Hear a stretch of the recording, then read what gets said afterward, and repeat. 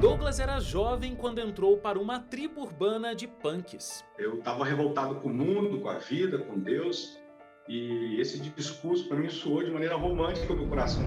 Mas um folheto mudou para sempre a vida dele. Então, alguém fez esse folheto e espalhou pela cidade, de maneira pessoal ali, e ali tinha as 28 crenças fundamentais da igreja. E Douglas tem sido um instrumento nas mãos de Deus. Reproduziu o que Deus foi para mim, o caminho, O caminho de transformação, o caminho de mudança de vida. O Identidade está começando. Olá, boa noite para você, feliz sábado, a gente está chegando com o Identidade nessa semana que tem sido uma semana muito especial aqui na Novo Tempo, né? Estamos com uma semana especial falando da Semana Santa, a Paixão de Cristo, estamos vivendo essa atmosfera aqui, que bom conversar com você e trazer hoje mais uma história para aquecer o nosso coração de alguém que teve o encontro com esse Deus, com esse Jesus que a gente tanto está falando essa semana. Você sabe que todas as noites eu tenho aqui um presente diferente para você, às vezes um DVD, uma revista, um curso online. Essa semana você já viu, né? A gente está oferecendo aqui esse que é um lançamento da Escola Bíblica da Novo Tempo. É uma revista, Jesus Restaurador da Vida. Uma novidade em primeira mão aqui no Identidade. Essa revista foi pensada para você estudar a Bíblia de uma forma interessante e completa. Além de um estudo dirigido sobre os maiores temas da Bíblia, ela oferece também histórias para reflexão, perguntas interativas, textos, para meditação e também muita atividade prática aqui dentro. E o personagem principal da história, Jesus Cristo. Então você pode pedir a sua, você pode fazer contato agora com a gente pelo telefone e também pelo WhatsApp. Você vai dizer que quer receber a revista Jesus Restaurador da Vida. Nossa equipe vai te retornar e enviar gratuitamente presente dos Anjos da Esperança. O telefone, olha, eu vou te dar o WhatsApp aqui, é 12 98244 0077. 12, que é o código, 98244 0077. Você diz que você viu aqui a revista Jesus Restaurador da Vida e ela vai chegar aí de graça para você. E hoje você vai conhecer a história do Douglas Dias. O Douglas teve um impasse na infância envolvendo decepções com a religião que o afastou de Deus totalmente, mas Deus nunca desistiu dele. Douglas cresceu em um contexto religioso e era muito ativo na igreja, até que a decepção com o lado humano dos líderes religiosos o fez desistir da Bíblia, de Deus e da fé. Foram momentos difíceis para o jovem de 14 anos e ele encontrou refúgio em um estilo de vida rebelde e com drogas. Ele passou muito tempo vivendo junto de uma comunidade punk, ficava na rua boa parte do tempo e foi ali que Deus o reencontrou. Ele achou um papel que falava sobre a palavra de Deus e o interesse pela Bíblia voltou aos poucos. Douglas começou a estudar, mas tomar a decisão de aceitar a Cristo envolvia deixar amigos, costumes e vícios para trás. Não foi uma decisão fácil e o inimigo preparou surpresas para impedi-lo. Essa é uma história de reencontro com Deus, de transformação e você não vai querer perder. O Douglas vai contar que não existe lugar longe demais onde Deus não possa te buscar. Voltamos em 30 segundos, não saia daí.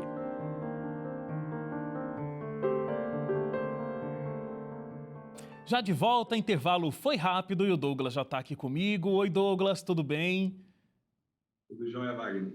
Prazer ter você aqui com a gente para contar uma história tão forte de reencontro com Deus, né? É verdade. E eu digo reencontro porque você foi criado num contexto religioso, você levava as coisas muito a sério, inclusive, mesmo ainda sendo muito novo.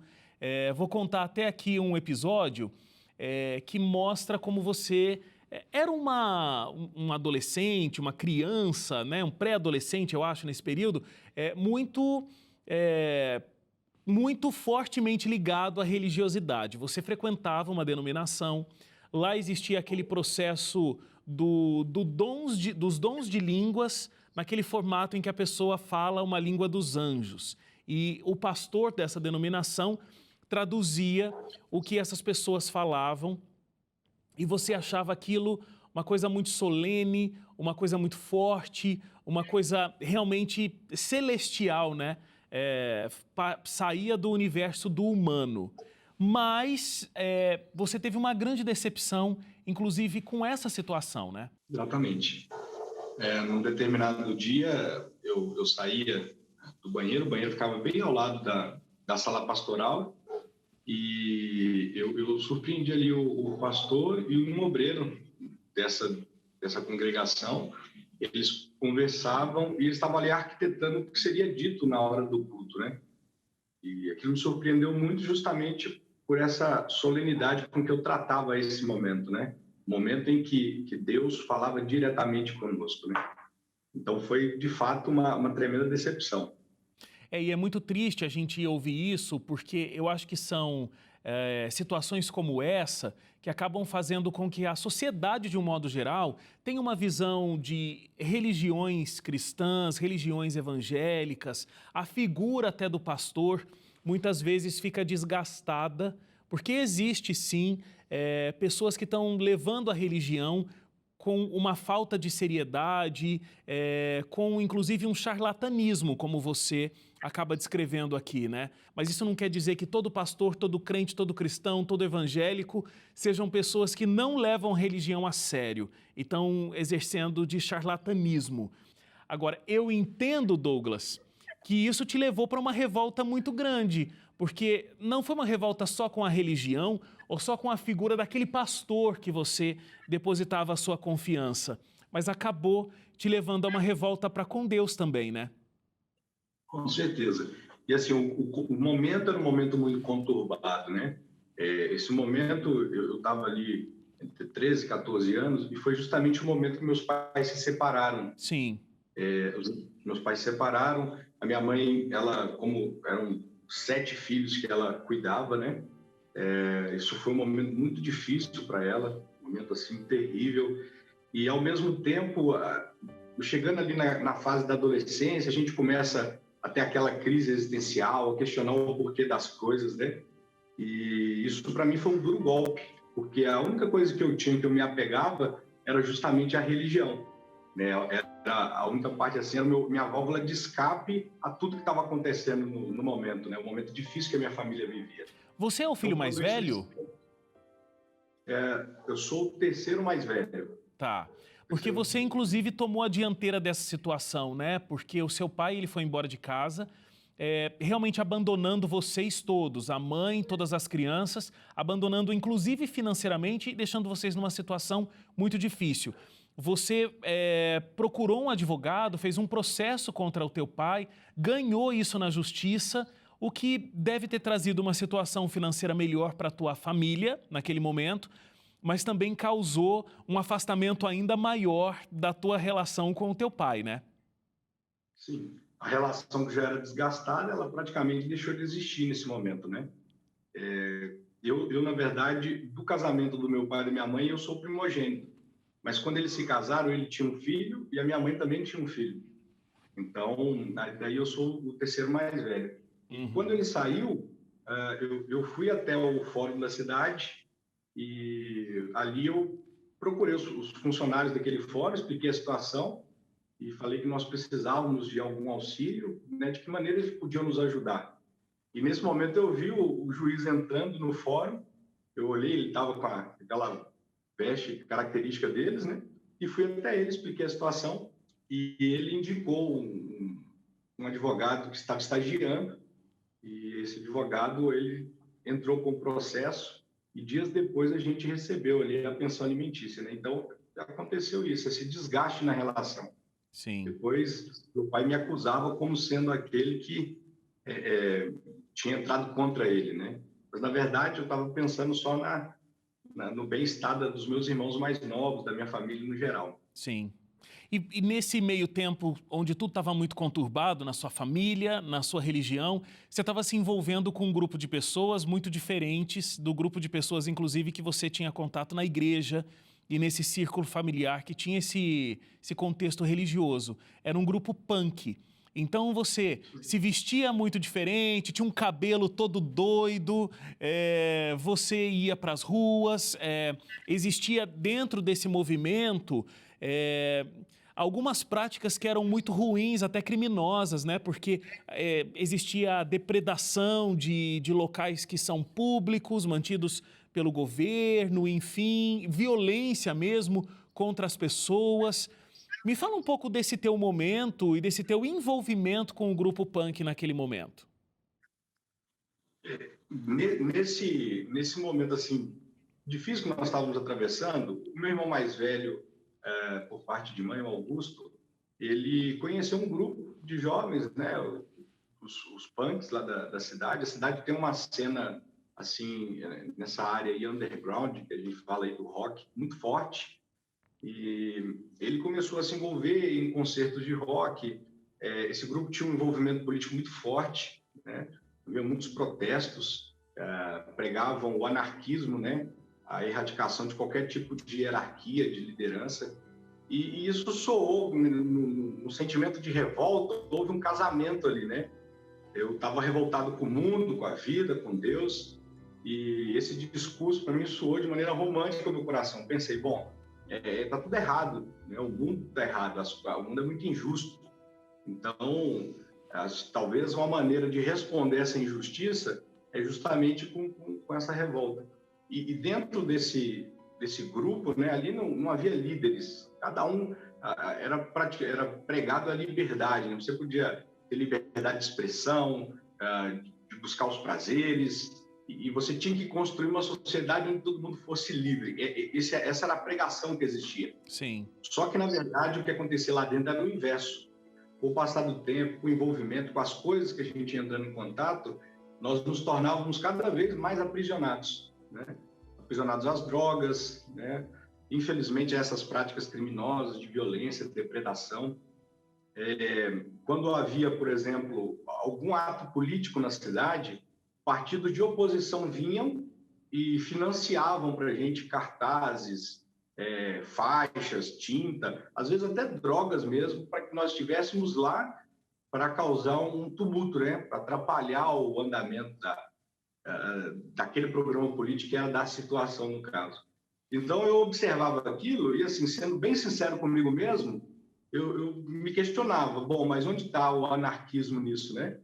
Nós pregamos uma coisa, mas a gente está vivendo um outro totalmente diferente. A gente está sendo usado aqui como um instrumento que vai causar desconforto aos inimigos políticos de um grupo. E assim a gente ficava. E houve um momento que eu comecei a questionar ali aqueles que eram mais antigos, né? A gente está no caminho certo?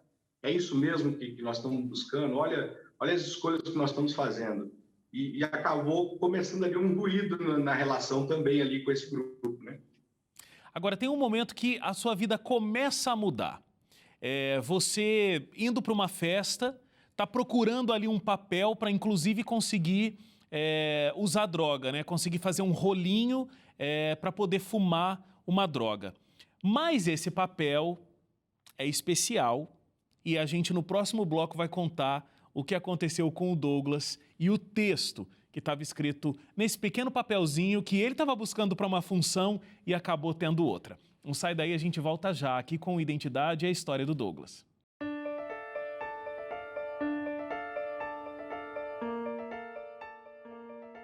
Já de volta aqui o Identidade, a gente está ouvindo a história do Douglas. Douglas ficou extremamente revoltado com a religião, estava passando por um contexto familiar bastante complexo também, né, Douglas?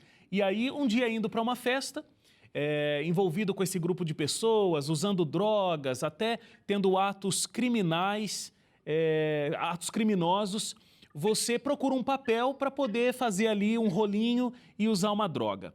Nesse papel estava escrito assim, 28 coisas que você precisa saber antes de morrer. E aí foi um texto que chamou a atenção, você falou, bom, peraí, eu preciso saber isso aqui então, antes de morrer. Você colocou no bolso, não usou aquele papel para as drogas e foi para a festa. Curtiu a sua noite lá e tudo mais. No outro dia, você colocou a mão no bolso, pegou aquele papel, e aí o que aquele papel te disse, o que aquele papel te trouxe? Então, era interessante isso, porque todo dia de manhã eu colocava a mão no bolso para tirar o que tinha no bolso e tentar remontar como foi a noite passada, né?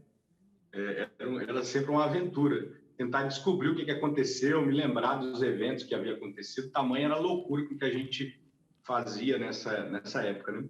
E aí esse papel me chamou muita atenção, porque era muita coisa, foi muito específico, né? Alguém, né, não era um papel assim da instituição, alguém fez esse folheto e espalhou pela cidade de maneira pessoal ali, e ali tinha as 28 crenças fundamentais da igreja. E como era muito coerente, havia uma afirmação, uma nota explicativa e vários textos bíblicos corroborando aquela afirmação. E aí eu comecei a pegar, a ler item por item, até chegar no ponto que para mim foi crucial, que foi o sábado. Eu, como já vinha de uma família evangélica, minha mãe tem muito conhecimento bíblico, foi um ponto de contato até, né? Uma relação que estava também desgastada devido aos problemas, né, que a minha vida trazia para dentro de casa. E aí, um ponto de contato amistoso com ela, eu questionei ela. Falei, mãe, a senhora que é religiosa e é temente a Deus, a Bíblia fala sobre o sábado. Qual que é a sua visão sobre o sábado? E ela não tinha algo definido. Ela disse, filho, é algo assim que a gente não precisa se apegar a isso, é a lei, e Jesus cumpriu por nós. Falei, bom, mas não é isso que a Bíblia diz. A Bíblia é a palavra de Deus, tá certo? Ela tem autoridade. E aí comecei a ler uma gama de textos que estava ali para ela, foi bem na semana que estava acontecendo, a Semana Santa. E ela havia sido convidada para estar na Igreja Adventista do Sétimo Dia, na Semana Santa. Como estamos vivendo nesse momento, né? A gente está em plena Semana Santa aqui e a tua história se passa exatamente nessa cronologia mais uma vez. Então, aí ela apresentou o caso para um ancião da igreja e ele se dispôs a ir lá em casa e estudar a Bíblia conosco.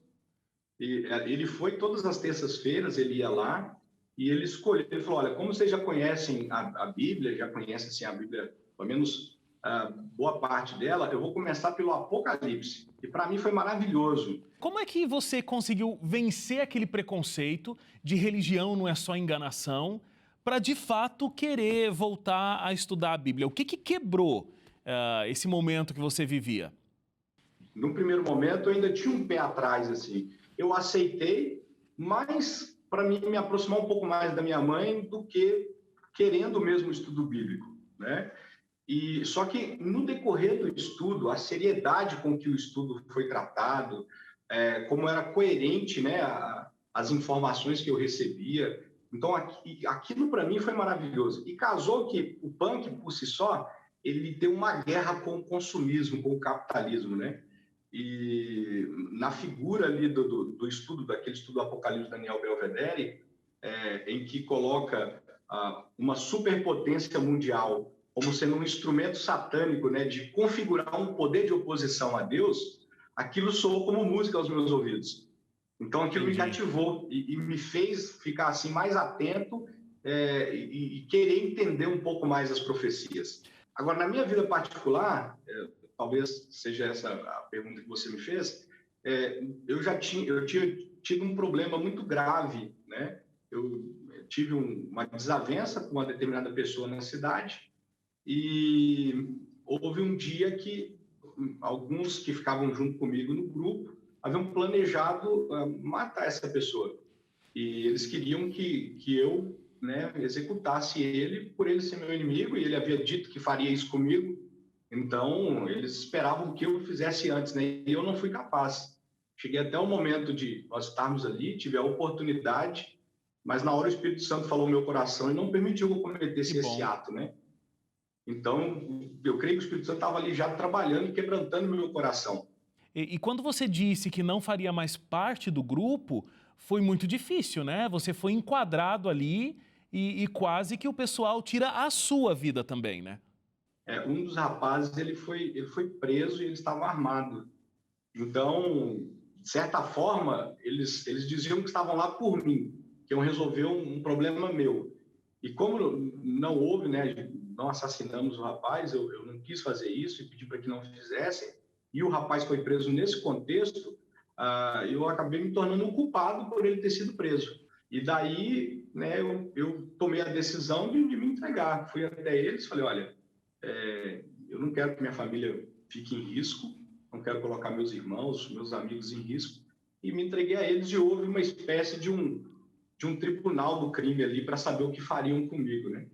Praticamente, a gente pode chamar de um milagre que aconteceu, né? Porque você havia sido condenado por esse tribunal do crime que você estava dizendo, mas num determinado momento uma ligação mudou tudo. Conta pra gente o que aconteceu. No Natal do ano anterior, nós tínhamos decidido ir à beira do rio. Na minha cidade tem um rio bem extenso lá, o Rio Doce, na cidade de Governador Valadares, e a gente tinha feito ali um churrasco na beira do rio. Quando eu passei na Praça Central, que se chama Praça dos Pioneiros, havia um rapaz que estava muito doente, estava caído no chão ali, e passei por ele estava sentindo muitas dores, e eu ofereci ajuda, né? E quando ele foi internado, ele me agradeceu, e nunca mais eu tive contato com ele. E nesse dia em especial, esse rapaz ele fazia parte dessa facção criminosa. Então, ele foi ali o único que interveio, e ele até me disse uma frase, quando eu conto testemunho, eu dou muita ênfase nessa frase, porque eu senti Deus falando por intermédio dele. Ele disse o seguinte: olha, você não pertence a esse mundo, você não pertence a esse lugar, né? Você sabe onde você pertence. Então, eu quero te ver na igreja, eu quero te ver nos caminhos de Deus, e saia para nunca mais voltar, porque dessa vez você está recebendo perdão, mas não é o que acontece, o crime não perdoa. Deus está me dando uma oportunidade, né, de viver uma vida plena ao lado dele. Eu praticamente saí decidido a servir a Jesus naquele dia ali. E a sua vida mudou radicalmente depois disso, né? Então, houve um momento do seu batismo, são muitos os detalhes, inclusive, nosso tempo já foi, mas você consegue se livrar, de fato, dos vícios das drogas ali, né, no tanque batismal, porque foi muito forte essa cerimônia, esse impacto. Então, você se torna um pastor da Igreja Adventista do Sétimo Dia e dedica integralmente a sua vida à pregação desse evangelho. Para a gente terminar, Douglas, quem é Deus para você hoje e por que esse ministério é tão importante e mudou completamente a tua vida? Deus, ele é o motivo da minha existência, né? Meu pai, meu amigo, meu conselheiro, meu confidente. E o que me motiva no ministério é justamente o que aconteceu comigo, né? Quando, por exemplo, eu estou levando essa mensagem libertadora da palavra de Deus, de salvação, e eu vejo o brilho nos olhos das pessoas que estão aprendendo, que estão recebendo, né, a mensagem. Esse é o combustível que me move no ministério, o poder transformador. Eu olho para a minha vida e vejo o que Deus fez comigo, isso me faz acreditar que todo ser humano, todo, sem exceção, ele pode receber a mesma salvação, a mesma libertação, a mesma mudança de vida. Amém. Amém. A minha experiência me fez olhar para as pessoas como todas elas são candidatas ao céu. O amor de Deus se estende para todo ser humano, por mais fundo que nós estejamos, né? O amor dele é incondicional e ele nos busca, ele nos levanta, ele nos dá um novo motivo para viver, né? Uma alegria assim, inexplicável de servir ele. E é essa visão de ministério que eu tenho, né? Reproduzir o que Deus foi para mim, o caminho, né? Caminho de transformação, caminho de mudança de vida. Amém. Olha, e nesse final de semana que a gente vai viver, né? A paixão de Cristo, então, o momento em que Jesus se entrega pelo pecado de toda a humanidade e nos dá, de fato, o direito à vida eterna. Não teria uma mensagem mais bonita, né? De como Deus está aí à disposição e nos resgatando para que a gente possa desfrutar dessa vida eterna. Então, Douglas, olha, muito obrigado, um feliz sábado para você, feliz Páscoa, e que esse Jesus que a gente está vivendo esse final de semana especial para lembrar do sacrifício dele possa de fato ser sempre o centro da tua vida e do teu ministério. Muito obrigado e feliz sábado, feliz Páscoa para você. Obrigado, eu que agradeço a oportunidade, um feliz sábado, uma feliz Páscoa para vocês também da Novo Tempo, para todos que estão nos assistindo. Que Deus abençoe poderosamente a todos. Amém. E eu desejo o mesmo para você que ficou com a gente até agora, que Jesus possa ser o centro da sua vida e você possa entender o valor desse sacrifício que nos deu o direito à vida eterna. A gente se encontra na segunda-feira, às 11h30 da noite. Até lá. Tchau, tchau.